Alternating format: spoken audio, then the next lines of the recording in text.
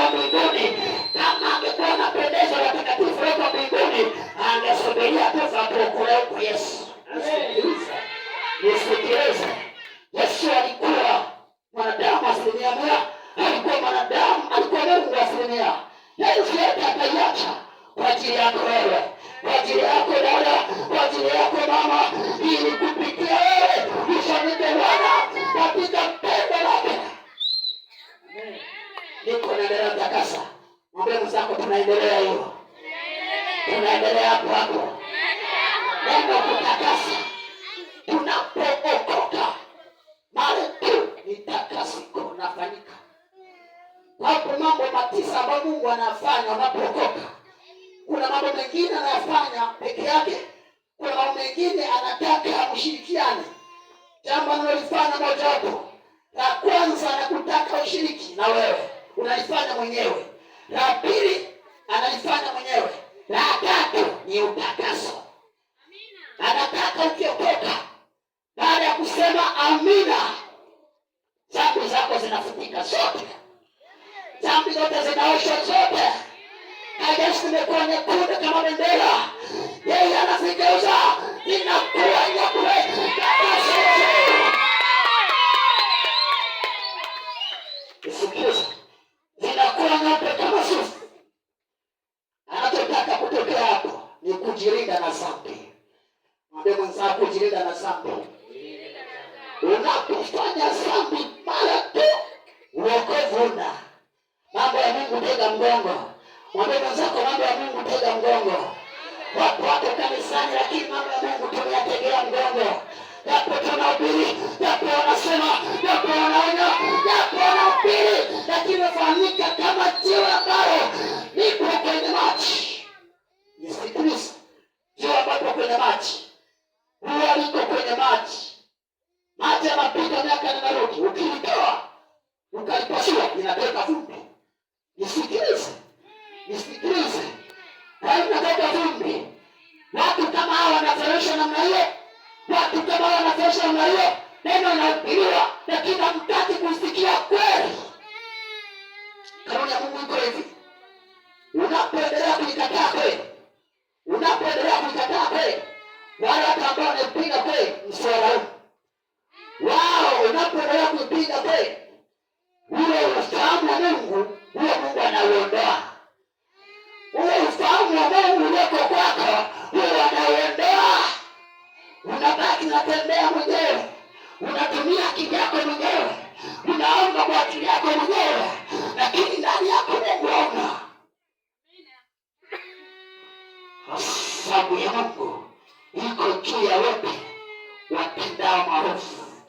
Sababu ya Mungu iko ndani ya wote watendao maovu. Lakini wale wote watendao haki, sisi kwetu ni ngome imara. Nisikilize. Ngome maana yake ni nini? Ngome ni ufalme. Tunakuwa tumelindwa katika ufalme wa leo, katika ulimwengu wa leo. Tunakuwa tumelindwa.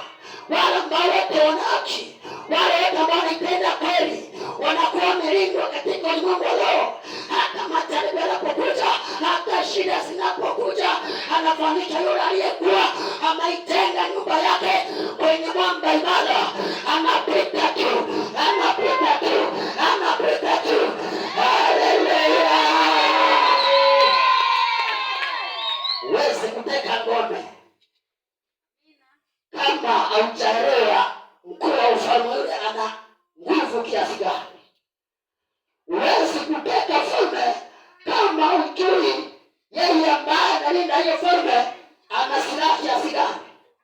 Wenda yeye ana fedha gani, wenda ana mashine gani, wewe unamwendea ukiwa na kisu. Nisikilize. Watu wa Mungu, tunatumia risasi za kuulia tembo, tunamuulia mende. Na ile risasi ya kuulia mende ndiyo najaribu kumuua tembo. Ni kitu gani utakachokipata? Tembo utakuwa unamkuna na mende utakuwa unamsagasaga. Kuna watu watupiga kwenye target yenyewe, bali tunapiga ambapo yale mende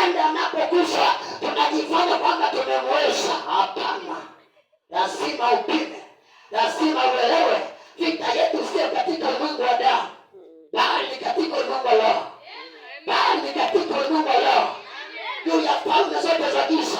Amen. Tuwepe wanga, tunaposema haleluya, tunaposema anga inapasuka. Amen. Tunaposema mwanga toa maji. Amen. Unatoa. Amen. Amen. Amen. Haleluya. Hiyo imeingia au bado? Mwambie mwenzako imeingia au bado? Imeingia au bado? Shangilia Bwana, makofi na vigelegele.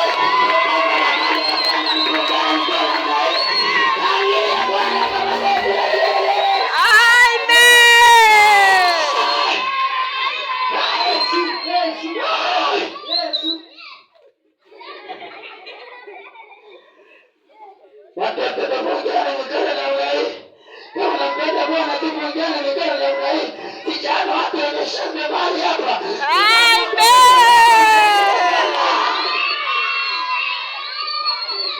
Wakasema acha ni watoto wote kwangu, kwa maana kama mbinguni ni wao. Nasema kweli ubie, tunaendelea pale pale. Bwana kwetu ni kimbilio, Yesu kwetu ni kimbilio. Ukimshika Yesu imara, ukimshika huyu Yesu imara, haijalishi napitia katika changamoto gani, huyu Yesu ni imara, huyu Yesu ni imara.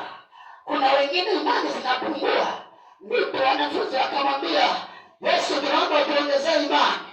Wakasema, ungekuwa kama na imani punje, ungeuambia mlima ng'oka, ungetupa baharini. Mlima wako wewe ni magonjwa, mlima wako wewe ni familia, mlima wako wewe ni shule, mlima wako wewe ni kupata kazi, mlima wako unaenda unapitia katika changamoto. Ninataka nikwambie jioni ya leo tukitamka, lazima mlima utoe maji.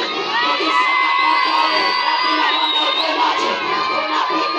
Tunapita, haijalishi nitapita changamoto gani. Daudi anasema, kwa maana mtetezi wangu yu hai, nijapopita kwenye bonde. Amen. Nijapopita kwenye bonde na uvuli wa mauti, fimbo yake na gongo yake.